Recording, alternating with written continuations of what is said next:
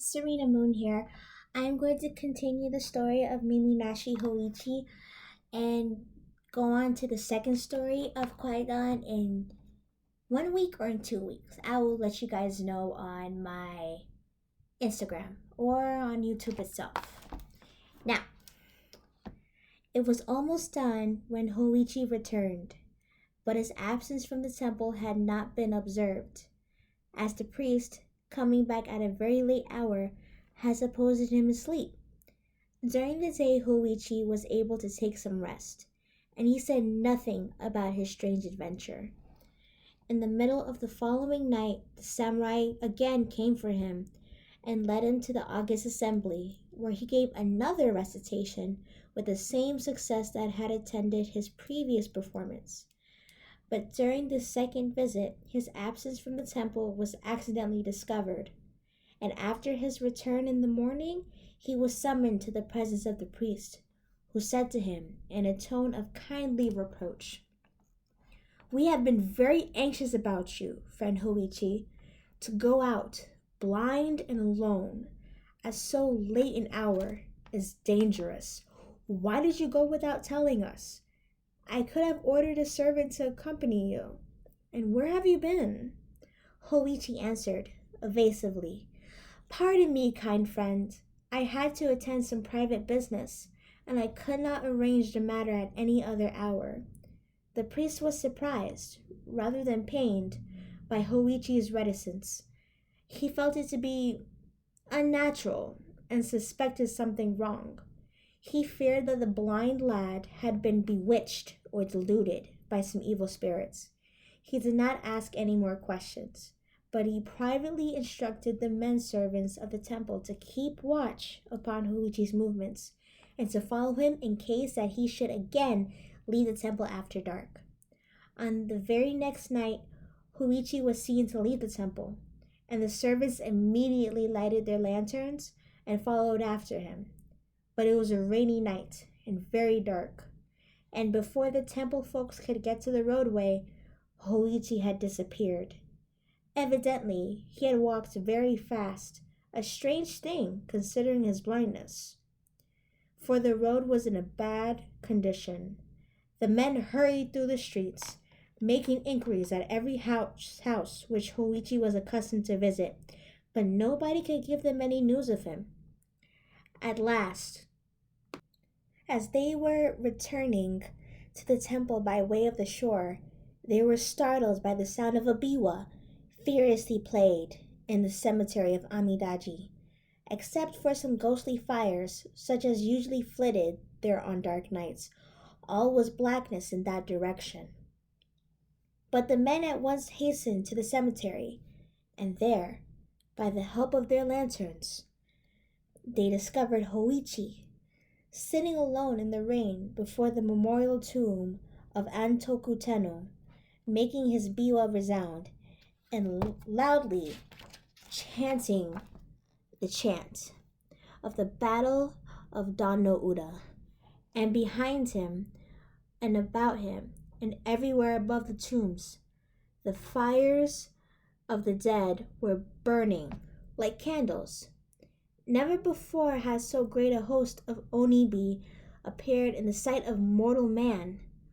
"Hoichi-san! Hoichi-san!" the servants cried. "You are bewitched! Hoichi-san!" But the blind man did not seem to hear.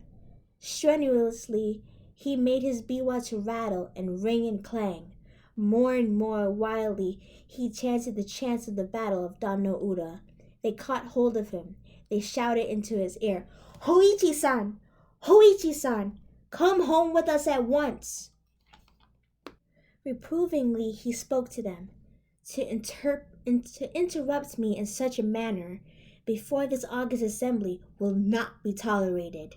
Whereat, in spite of the weirdness of the thing, the servants could not help laughing, sure that he had been bewitched. They now seized him and pulled him up on his feet, and by main force hurried him back to the temple, where he was immediately relieved of his wet clothes by order of the priest.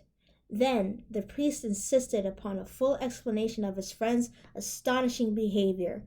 Hoichi long hesitated to speak, But at last, finding that his conduct had really alarmed and angered the good priest, he decided to abandon his reserve. And he related everything that had happened from the time of first visit of the samurai. The priest said, "Hoichi, my poor friend, you are now in great danger. How unfortunate that you did not tell me all this before. Your wonderful skill in music has indeed brought you into strange trouble. By this time, you must be aware that you have not been visiting any house whatever, but have been passing your nights in the cemetery, among the tombs of the Heike, and it was before the memorial tomb of Antoku Tenno that our people tonight found you, sitting in the rain. All that you have been imagining was illusion, except the calling of the dead. By once obeying them, you have put yourself in their power. If you obey them again, after what has already occurred, they will tear you in pieces. But they would have destroyed you, sooner or later, in any event. Now, I shall not be able to remain with you tonight. I am called away to perform another service. But before I go, it will be necessary to protect your body by writing holy text upon it." Before sundown, the priest and his acolyte stripped Hoichi. Then, with their writing brushes, they traced upon his breast and back, head and face and neck, limbs and hands and feet, even upon the soles of his feet, and upon all parts of his body, the text of the Holy Sutra called Hanya Shinkyo. When this had been done, the priest instructed Hoichi, saying, "Tonight, as soon as I go away, you must seat yourself on the veranda and wait. You will be called, but whatever may happen, do not answer. Say nothing and sit still, as if meditating. If you stir or make any noise, you will be torn asunder. Do not get frightened, and do not think of calling for help, because no help could save you. If you do exactly as I tell you, the danger will pass, and you will have nothing more to fear." After dark, the priest and the acolyte went away, and Hoichi seated himself on the veranda, according to the instructions given to him. He laid his biwa on the planking beside him, and, as assuming the attitude of meditation, remained quite still, taking care not to cough or to breathe audibly. For hours he stayed thus. Then, from the roadway, he heard the steps coming. They passed the gate, crossed the garden, approached the veranda, stopped directly in front of him. "Hoichi!" the deep voice called, but the blind man held his breath and sat motionless. "Hoichi!" grimly called the voice a second time, then a third time, savagely. "Hoichi!" Hoichi remained as still as a stone, and the voice grumbled, "No answer! That won't do. Must see where the fellow is." There was a noise of heavy feet mounting upon the veranda. The feet approached deliberately, halted beside him. Then, for long minutes, during which Hoichi felt his body shake to the beating of his heart, there was dead silence. At last, the gruff voice muttered close to him, "Here is the biwa, but of the biwa player I see only 2 ears." So that explains why he did not answer. He had no mouth to answer with. There's nothing left of him but his ears. Now to my lord, those ears I will take, and proof that the august commands have been obeyed, so far as was possible. At that instant, Hoichi felt his ears gripped by fingers of iron and torn off. Great as the pain was, he gave no cry. The heavy footfalls receded along the veranda, descended into the garden, passed out to the roadway, ceased. From either side of his head, the blind man felt a thick, warm trickling, but he dared not lift his hands. Before sunrise, the priest came back. He hastened at once to the veranda in the rear, stepped and slipped upon something clammy, and uttered a cry of horror. For he say, by the light of his lantern, that the clamminess was blood. But he perceived Hoichi sitting there, in the attitude of meditation, with the blood still oozing from his wounds. My poor Hoichi, cried the startled priest. What is this? You have been hurt? At the sound of his friend's voice, the blind man felt safe.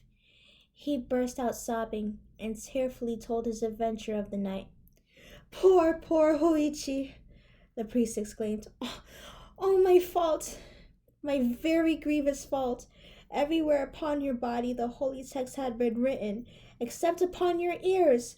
I trusted my acolyte to do that part of the work, and it was very, very wrong of me not to have made sure that he had done it. Well, the matter cannot now be helped. We can only try to heal your hurts as soon as possible. Cheer up, friend.